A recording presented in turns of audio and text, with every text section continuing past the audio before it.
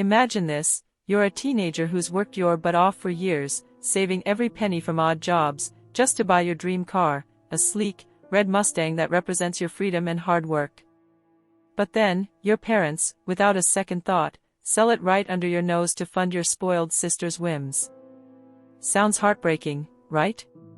Well, hold on, because when I came back years later, they regretted every single decision they made. That betrayal turned into the fuel for my success, and boy, did it sting when they realized what they'd lost. Stick around, because this story of family favoritism, revenge, and sweet justice is one you won't forget. Hey everyone, welcome back to the channel where we dive into real-life tales of regret and redemption. Today, I'm sharing my story. It's raw, it's emotional, and it's a roller coaster. Let's start from the beginning. I grew up in a typical suburban family: mom, dad, my younger sister Emily, and me, Alex. From the outside, we looked perfect: nice house, family dinners, the whole shebang. But inside, it was a different story. Emily was the golden child. She could do no wrong. If she wanted something, she got it. Me? I had to earn everything. I was 16 when I first fell in love with cars. I'd watch old movies with muscle cars roaring down the highway, and I dreamed of owning one. Specifically, a classic Ford Mustang. It wasn't just a car, it was a symbol of independence for me. My parents weren't rich, so I knew I'd have to work for it. I started mowing lawns, delivering newspapers, babysitting, anything to save up. By 18, after 2 years of grinding, I had enough for a used Mustang. It was red, a bit beat up, but to me, it was perfect. I spent weekends fixing it up in the garage, learning mechanics from YouTube tutorials. That car was my baby. Meanwhile, Emily was 15 and obsessed with dance classes, fancy clothes, and trips with her friends. She didn't work, she just asked, and parents delivered. Alex earned his things, why can't you? I'd hear them say to her sometimes, but it never stuck. They spoiled her rotten.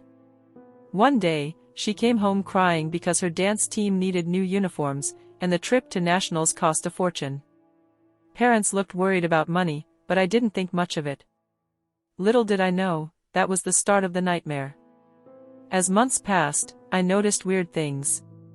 My car keys went missing once, then reappeared. Parents started asking about the Mustang's value, saying things like, "It's just a car, Alex. Family comes first." I brushed it off, thinking they were joking. But deep down, I felt uneasy. Emily's demands kept growing. She wanted a new phone, designer bags, you name it. And parents? They bent over backward. I confronted them once. Why does she get everything handed to her? Dad said, "She's younger, Alex. You'll understand when you're a parent." Mom added, "We love you both equally." Yeah, right. Equal love didn't mean equal treatment. Then came the bombshell. I came home from college one weekend. Oh, yeah, I was in community college on a scholarship because parents couldn't afford to help me much, and my Mustang was gone. Vanished from the driveway. I panicked, thinking it was stolen. Rushed inside, and there were my parents, looking guilty as sin. "We sold it, Alex," Mom said softly. "Emily needed the money for her dance competition trip. It's a once-in-a-lifetime opportunity." Dad nodded. "The car fetched a good price. We'll get you something cheaper later." I was speechless. That car was my dream, my sweat and tears. They didn't even ask me. I exploded. "How could you? That's theft. It's my property." Emily smirked from the corner, saying, "It's just a car, bro, grow up." Parents defended her, saying I was being selfish.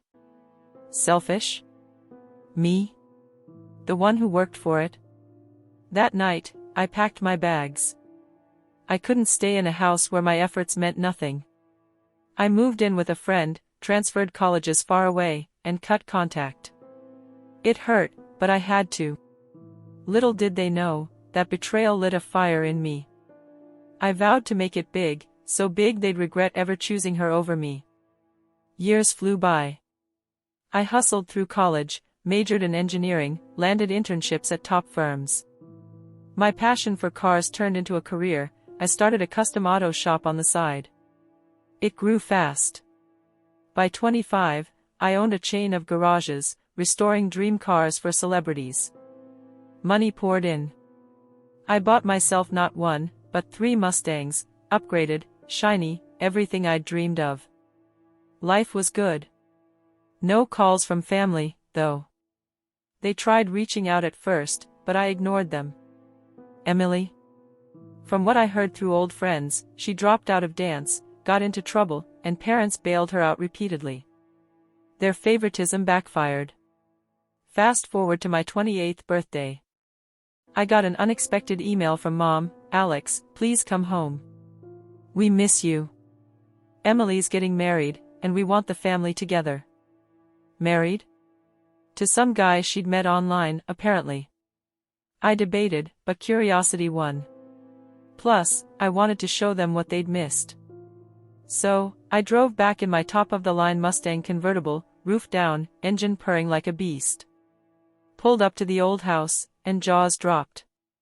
Neighbors stared, parents froze on the porch. "Alex?" Dad stammered. "Is that you?" Mom teared up. "You've changed so much." "Yeah, success does that." Emily peeked out, her face twisting in jealousy. "Nice car," she muttered. "Must have cost a fortune." I smiled. It did. But I earned it. We went inside, and the awkwardness hit. House looked run down, peeling paint, old furniture. Parents aged a lot.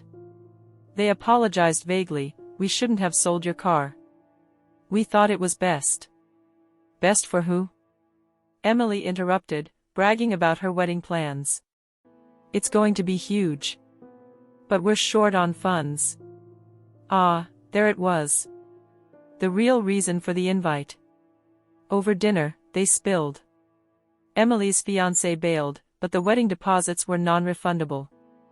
They needed money, lots of it. "Alex, you're doing well now," Dad said. "Could you help your sister?" "For family?" I laughed inside. Family? Where was that when they sold my dream? "Why me?" I asked. Mom pleaded, "We've regretted it every day." Emily's suffered too. Suffered? From being spoiled? Emily chimed in, "Come on, bro. It's not like you can't afford it." Her entitlement hadn't changed. I stayed calm. "Remember my Mustang? The one I worked years for? You sold it for her dance trip. She blew the money, quit dancing, and now this?" They shifted uncomfortably. "We made a mistake," Dad admitted. "But she's your sister." I nodded. "True. But mistakes have consequences." I pulled out photos on my phone, my business, my houses, my cars. Their eyes widened. "This is what happens when you value your own efforts," I said.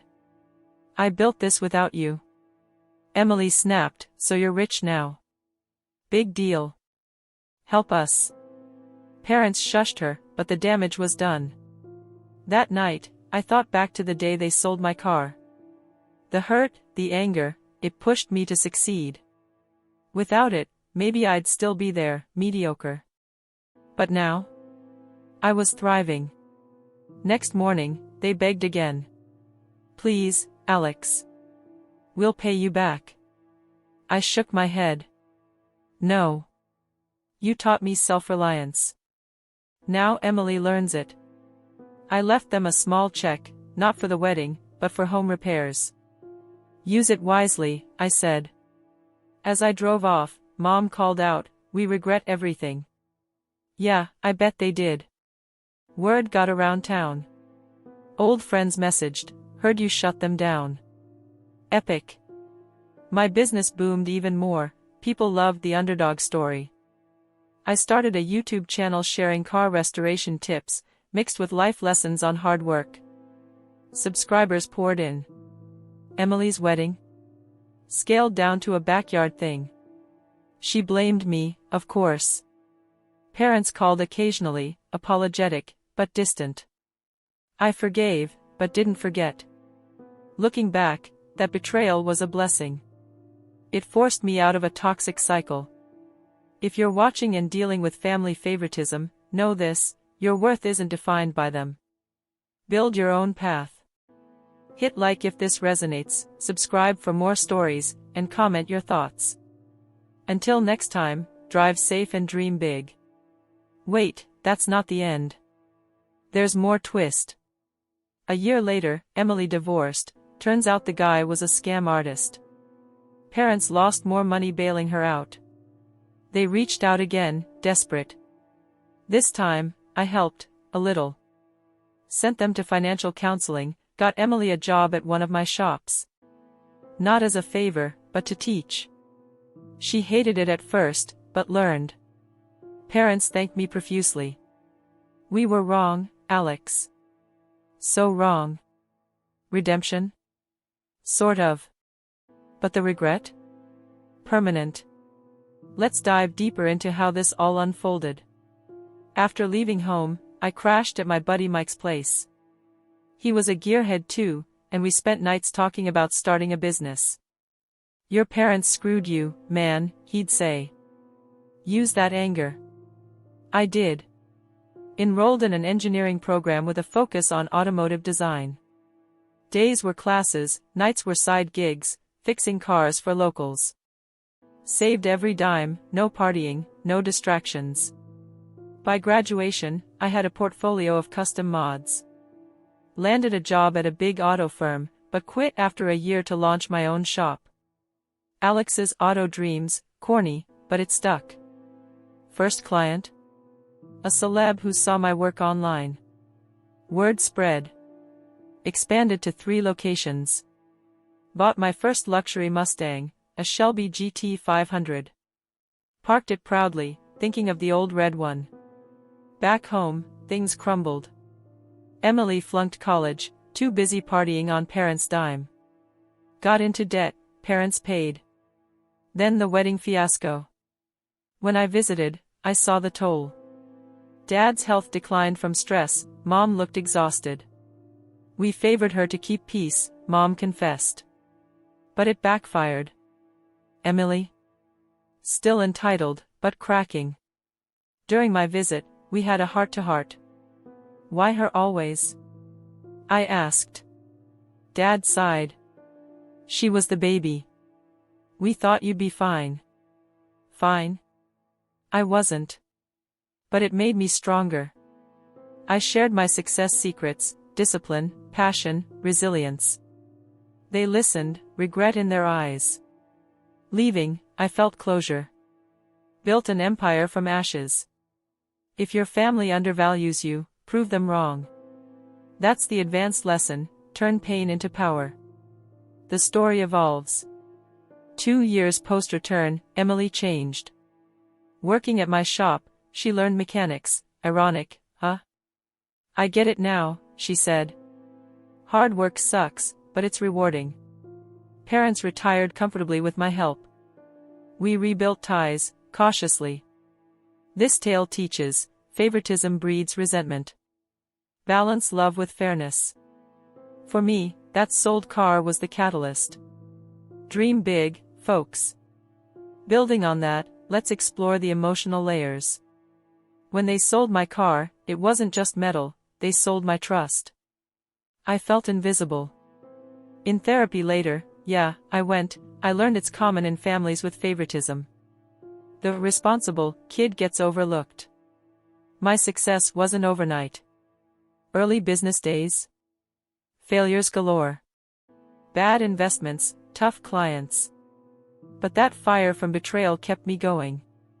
I networked at car shows, learned marketing online. Turned the shop into a brand: merch, tutorials, sponsorships. When I returned, seeing their regret was bittersweet. Emily's jealousy flared. You think you're better? No, just smarter now. Parents please showed their short-sightedness. We thought you'd forgive easily, Mom said. Forgive? Sure. Forget? Never. Advanced part, I invested wisely. Stocks, real estate, diversified. Bought back a similar Mustang to the original, restored it perfectly. Symbol of full circle. Family dynamics shifted post-confrontation. Emily apologized eventually. I was spoiled. Sorry. We bonded over cars. Parents learned too, started treating us equal. Lesson, regret comes when actions catch up. Parents, reflect. Kids, rise above. Now, the climax deepens. After the wedding bag, I didn't just leave. I offered advice, Emily, get a job. Parents, stop enabling. They resisted at first. But desperation hit when Emily's ex sued for debts. They called, begging. I stepped in strategically. Hired Emily remotely, trained her. She grumbled, but improved. Parents attended my seminars on financial literacy. Slowly, change happened. My business hit milestones, franchises nationwide. Featured in magazines, from betrayed son to auto mogul. The irony? My story inspired others. Regret manifested fully when parents visited my HQ. We could have supported this, Dad said tearfully. Yeah, but you didn't. Advanced growth, I mentored at-risk youth, teaching self-reliance. Turned personal pain into positive impact. Family reunited for holidays.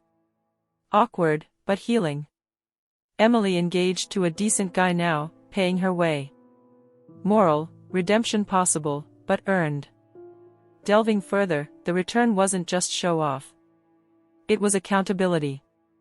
I documented everything, emails, calls, for boundaries.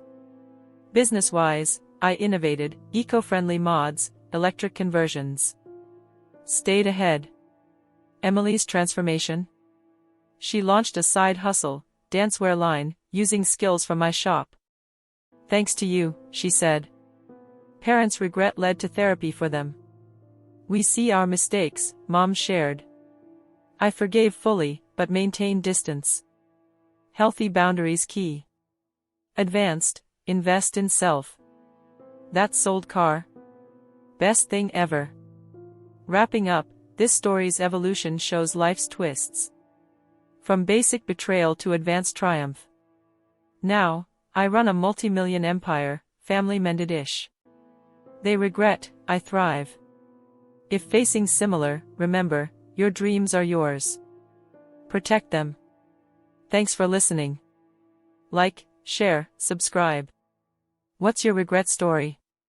Comment below. Peace.